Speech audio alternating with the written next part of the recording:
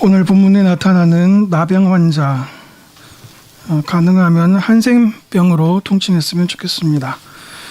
한생병의 병을 고쳐주시는 예수님의 모습은 공관복음 3권 모두에 기록되어 있습니다. 그 가운데서 저는 공관복음 가운데서 또는 사복음서 가운데서 가장 먼저 기록된 마가복음의 본문을 선택했습니다. 신학의 분과 중에 사본학이라는 학제가 있습니다. 원본이 유실된 전제하에 원본과 가장 가까운 사본을 연구하는 학문입니다. 제가 사본학에서 원본을 판별하는 가장 기초적인 기준 몇 가지를 말씀드릴 텐데요. 성도님들께서도 어떤 것이 더 원본에 가까운지 한번 맞춰보시기 바랍니다. 첫째, 같은 조건 하에서 분량이 짧은 것과 긴 것. 둘째, 같은 조건에서 내용이 어려운 것과 내용이 쉬운 것. 셋째, 같은 조건에서 문장이 거친 것과 문장이 수려한 것. 이 두 범주에서 어떤 것이 더 원본에 가까운 것일까요? 제가 처음에 언급한 문건이 원본에 더 가깝습니다. 긴 것보다는 짧은 게 더 원문에 가깝습니다.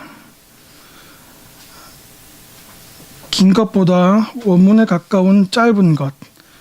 짧은 것에 계속 손을 댔다는 것 뜻이죠. 이렇게 저렇게 손을 댔으니까 원문보다 길어졌다라는 뜻입니다. 같은 논리로 쉬운 것보다 어려운 것이 더 원문에 가깝고, 문장이 수려한 것보다 거친 문장의 문건이 더 원본에 가깝습니다. 이 세 가지 조건을 모두 마가복음은 가지고 있습니다.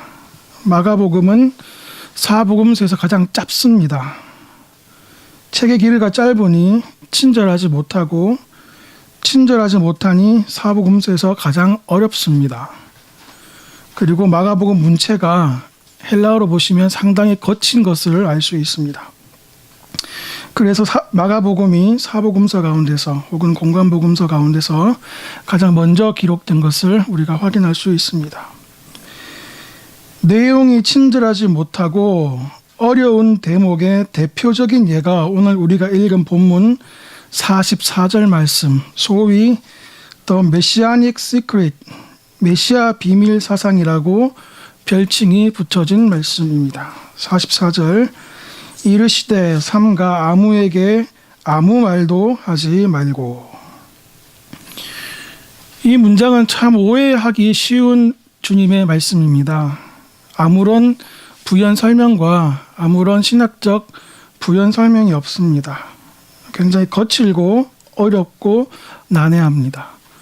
이 말씀은 잠시 후에 좀 더 구체적으로 살펴보도록 하겠습니다. 본문의 내용을 한번 살펴보겠습니다.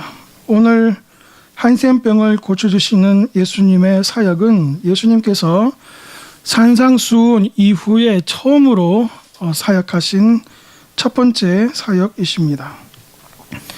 산에 내려오셔서 갈릴리의 핵심 선교 지역인 가버나움으로 가시는 길에 한센병자 하나가 예수님께 나와서 말합니다. 40절, 원하시면 저를 깨끗하게 하실 수 있나이다. 우리는 교훈받기를 원하시면 이라는 이러한 말은 이 상황적 조건이 아니라 주님 당신께서 원하시오니라는 믿음의 발로에서 고백적 차원에서 읽자고 배웠습니다. 칼빈도 자신의 주석에서 이 한센병의 이 요청, 한센병자의 이 기도는 믿음의 고백이다라고 못을 받고 있습니다. 칼빈은 사복음서에서 이러한 상황에 이러한 고백, 요청, 간구를 믿음의 발로라는 측면에서 자주 주석하고 있음을 우리가 확인할 수 있고 또 그렇게 배웠습니다. 헬라어 문법적 측면에서도 이것이 확인됩니다. 본문에서 원하시면은 헬라어 원문에서는 당신이 만약 당신이 원하시면으로 조건절로 되어 있습니다. 이 헬라어 문법에는 조건절이 총 4가지 케이스가 있는데 그 4가지 케이스 중에 성경 헬라어에는 3가지 케이스가 나타납니다. 그리고 오늘 본문에 나타나는 조건문은 제3가정법으로 소위 애안가정법이라는 형태인데요. 이 가정법의 형태는 상황적 조건을 의미하는 것이 아니라 그 조건문이 대부분 사실의 경우를 특정하고 전제하는 조건문입니다.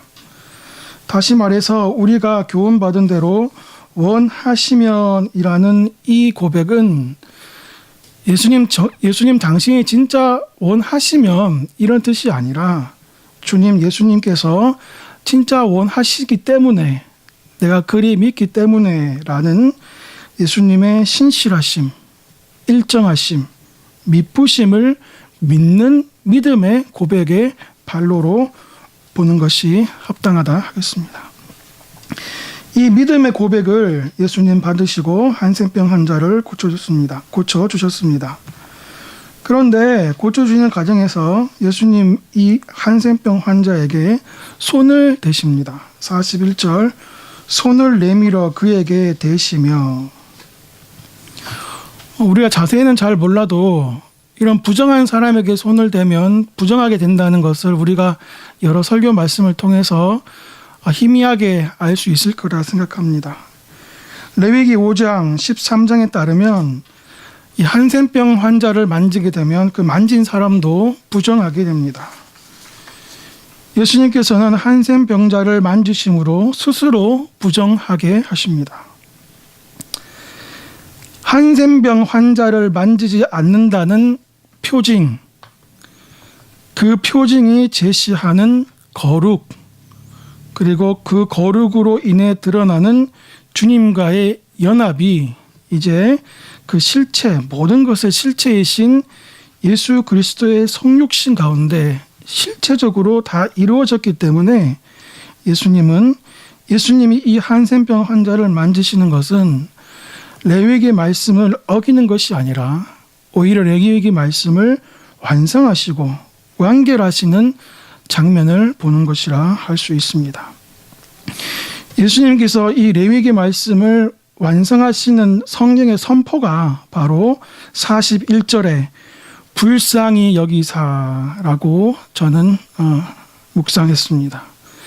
예수님의 이 불쌍히 여기심 안에 구약의 언약의 성취, 그리고 언약의 성취의 효과가 다 담겨져 있다고 고백하게 되는 것입니다. 이렇게 예수님께서 병을 낫게 하시고 나서 제가 서두에 말씀드린 성경에서 가장 난해한 본문 중 하나인 다음과 같은 말씀을 하십니다. 43절 곧 보내시며 엄히 경고하사 이르시되 삼가 아무에게 아무 말도 하지 말고. 마태복음 9장과 마가복음 5장 7장에도 비슷한 말씀이 나옵니다.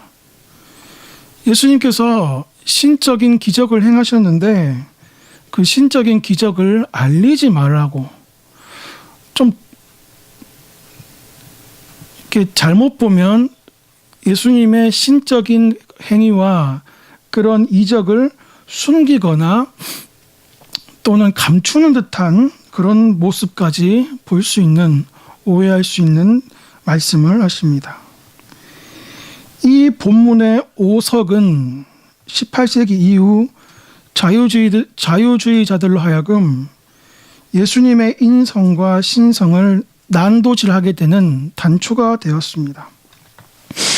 이 본문을 근거로 자유주의자들이 크게 3가지 입장으로 그들의 이설을 전개해 갑니다.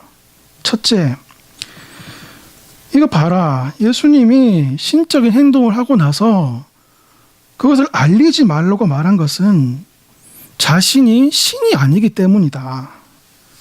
근데 원래 그 신이 아닌데 요단강에서 성령을 받아 신내림을 받은 그때서야 비로소 신이 되었다라는 이런 측면으로 한 이설의 부류가 전개됩니다. 두 번째 이설은 예수님이 처음부터 신이 맞긴 맞는데 자신이 신인지 몰랐다. 신의식이 없었다. 그런데 요단강 수세 때 하늘에서 음성이 들리죠. 또 변화산에서 또 한 번의 음성이 들리죠. 그때야 비로소 내가 신이구나 라는 것을 신적 자의식을 깨달았다라는 그런 이설로 한 방향이 흘러갑니다. 첫 번째나 두 번째나 거의 같은 맥락입니다. 세 번째는 이 부류는 처음부터 끝까지 예수님은 신이 아니었다고 말합니다.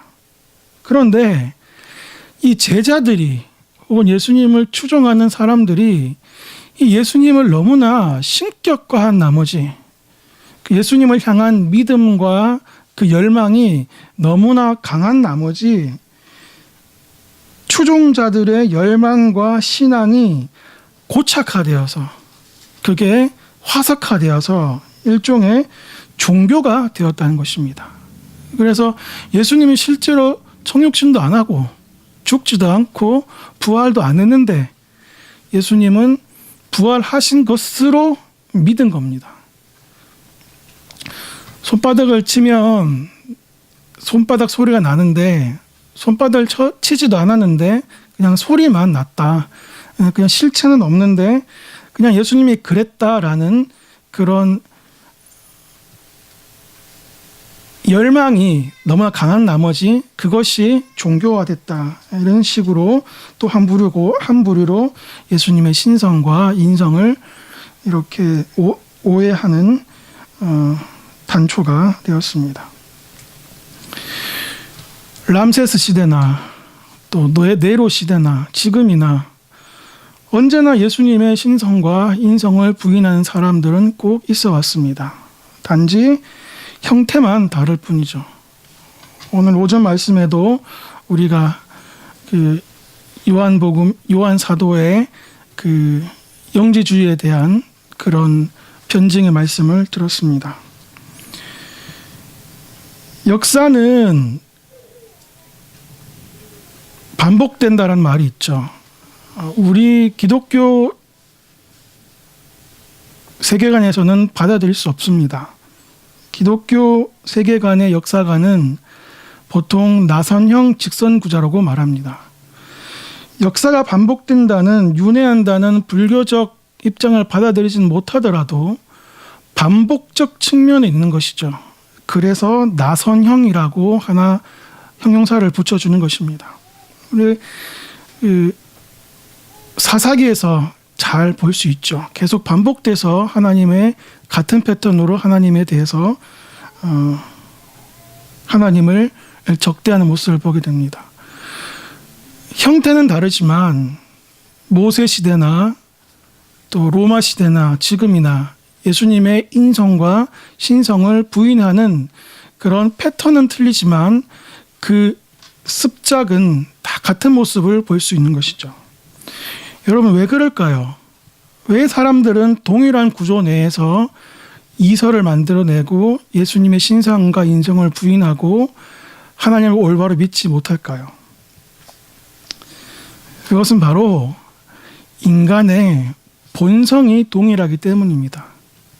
그때나 예나 인간의 그릇된 본성, 화인 맞은 양심은 동일하기 때문에 그때마다 모양과 형태는 다를지라도 동일한 모습으로 주님을 대적하는 그런 모습을 볼 수 있습니다. 다시 본문으로 돌아가겠습니다. 예수님은 왜 자신의 신적인 기적을 알리지 말라고 말씀하셨을까요?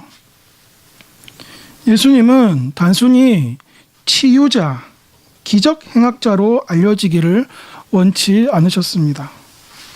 그렇게 알려지는 것은 예수님이 이 땅에 오시는 목적에 반대되는 것입니다.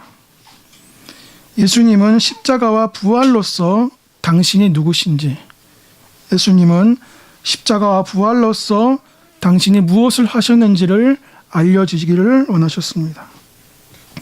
다시 말해서 예수님이 공적 메시아로 알려지시는 것은 단순히 효험 많은 의료 종사자로서가 아니라 값을 치르는 대속의 구원자로 알려지셔야 하기 때문입니다.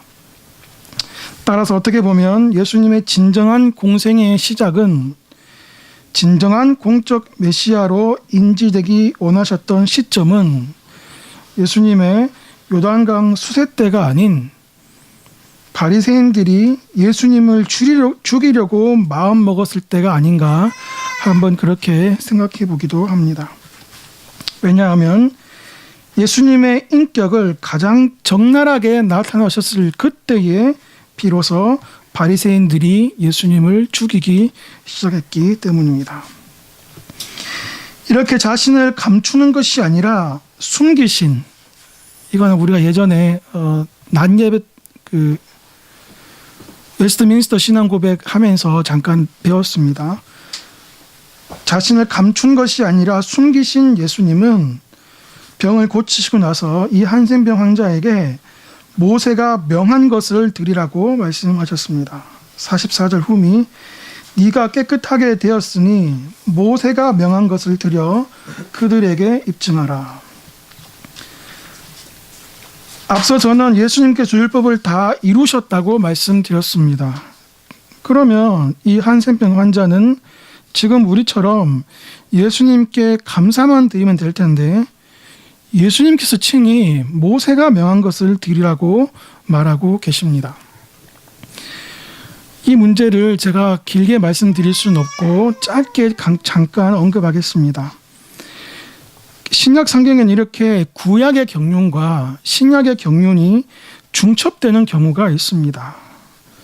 사도행전에서 물세례를 받았는데 성령 세례를 받아라고 또 이렇게 말을 하죠. 물론 우리가 물세례는 성령 세례를 인치는 것이라 배웠는데 혹자는 이렇게 구약의 경륜과 신약의 경륜이 중첩되는 것을 신구약의 중첩기다 이렇게 말하면서 그때를 보통 이스라엘 성전이 멸망하는 AD 70년까지로 이렇게 특정하고 있습니다.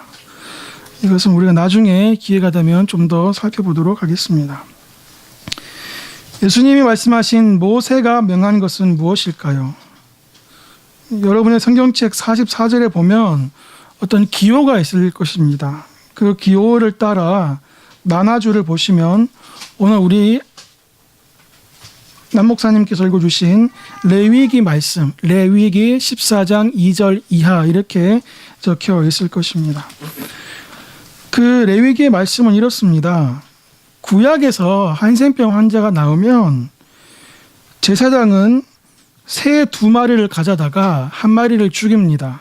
그리고 그 죽인 새의 피를 한센병 환자에게 바르고 이후에 그 죽지 않은 나머지 한 새를 그냥 하늘로 올려 보내게 됩니다. 이 의전, 이 예전은 의심 없이 대속을 보여주고 있습니다. 아사셀 염소와 같이 한 마리 새가 죽음으로 한 마리 새가 살게 되는 것이죠. 구약에서 한센병 환자의 전인적 회복은 이후 때가 차서 오실 예수 그리스도의 죽음으로 인한 그 대속, 그 예수님의 값으로 인한 것을 믿음으로, 바람으로 모세에 명한 것을 미리 기약하면서 이 한센병 나은 것에 감사를, 그에 대한 의전과 예전을 보여주고 있는 것입니다.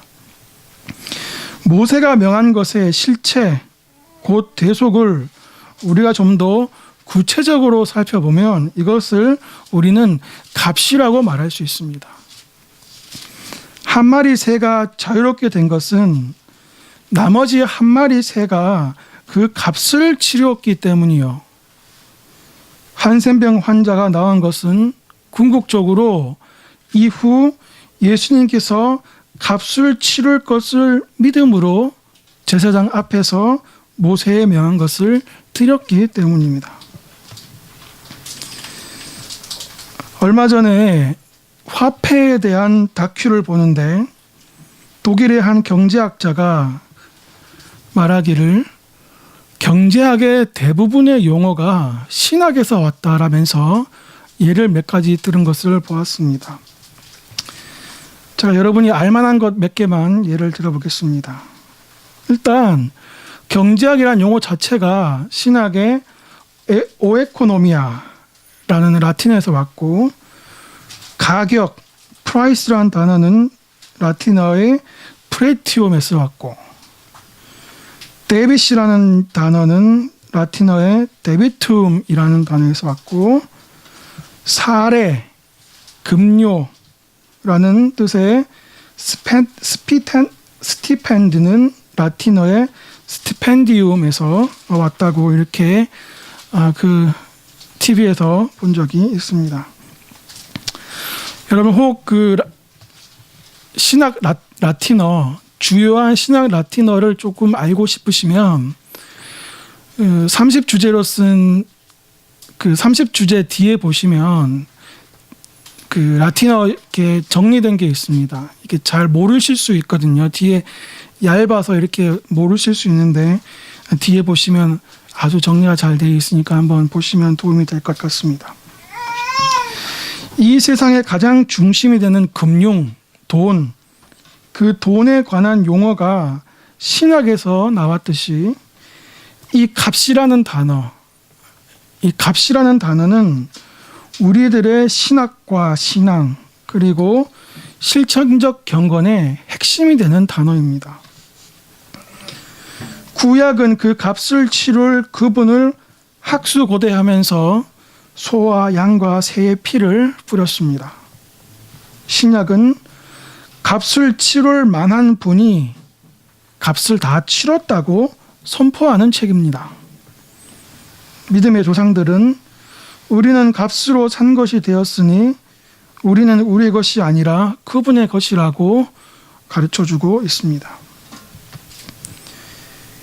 예수님이 치르신 값은 진공 상태에서 하늘에서 툭 떨어진 것이 아닙니다. 그 값의 혜택을 내가 수혜받기까지 수많은 사람들의 순교와 성경 번역, 선교사님, 혹자의 설교 준비, 혹자의 교회 차량 봉사, 혹자의 중식 제공으로 그 값이 나에게까지 이어져 온 것입니다. 우리는 우리가 먹게 되는 주일 점심이 그냥 하늘에서 툭 떨어진 걸로 알 수 있지만, 누군가는 오늘 우리가 먹은 점심을 준비하기 위해 토요일 장을 보고 주일 새벽부터 반죽을 치대고 예배가 끝나자마자 세팅을 하느라고 우리보다 먼저 분주히 움직였어야 했습니다. 너에게 묻는다. 연탄재 함부로 발로 차지 마라. 너는 누구에게 한 번이라도 뜨거운 사람이었느냐? 여러분은 단 한 번이라도 누구에게 뜨거운 사람인 적이 있으셨습니까? 연탄은 자신의 밑장에서 받은 열기를 고스란히 담아 자신을 태워 다시 한번 자신의 윗장을 뜨겁게 합니다. 여러분은 연탄처럼 단 한 번이라도 누구에게 뜨거운 사람인 적이 있으셨습니까? 누군가는 여러분 밑에서 자신을 태워 여러분을 뜨겁게 했습니다. 다른 사람의 밑장이 되어 그 온기를 옮기려고 하지 않고 왜 홀로 그렇게 따뜻하려 하십니까? 한 새가 죽었기 때문에 다른 한 새가 날아갑니다. 예수님이 값을 치르셨기 때문에 우리가 대속의 은혜를 입었습니다. 어제 그렇게 반죽을 치댔기 때문에 오늘 우리가 점심을 먹는 것입니다. 여러분이 따뜻한 이유는 누군가 여러분의 밑에서 연탄으로 따뜻하게 했기 때문입니다. 한센병 같은 우리들이 나음을 입었으면 우리도 역시 모세가 명한 것을 드려 우리도 우리 나음의 값을 대속의 은혜를 기억함으로 우리도 누군가를 따뜻하게 하는 연탄 같은 존재가 되어야 하지 않겠습니까? 사랑하는 성도 여러분, 저기 높이 솟은 산이 되기보다 여기 오름직한 동산이 되셨으면 좋겠습니다.